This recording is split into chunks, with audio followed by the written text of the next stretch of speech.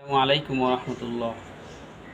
রাসূলুল্লাহ সাল্লাল্লাহু আলাইহি ওয়াসাল্লাম বলেছেন, কঠিন পরিস্থিতিতে আল্লাহর ইবাদত করা আমার কাছে হিজরত করার মতন সমান সওয়াব।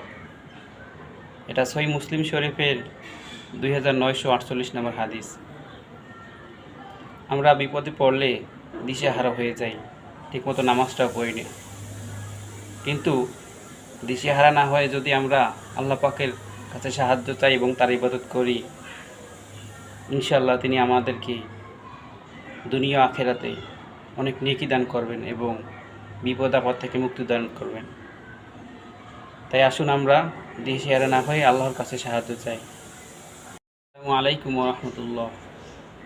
রাসূলুল্লাহ সাল্লাল্লাহু আলাইহি ওয়াসাল্লাম বলেছেন, কঠিন পরিস্থিতিতে আল্লাহর ইবাদত করা আমার কাছে হিজরত করার মতন সমান সওয়াব।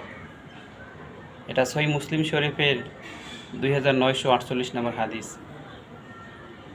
আমরা বিপদে পড়লে দিশেহারা হয়ে যাই, ঠিকমতো নামাজটাও পড়ি না।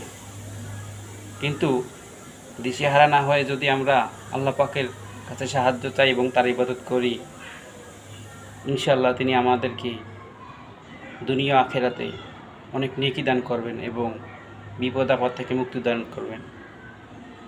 তাই আসুন আমরা দিশেহারা না হয়ে আল্লাহর কাছে সাহায্য চাই।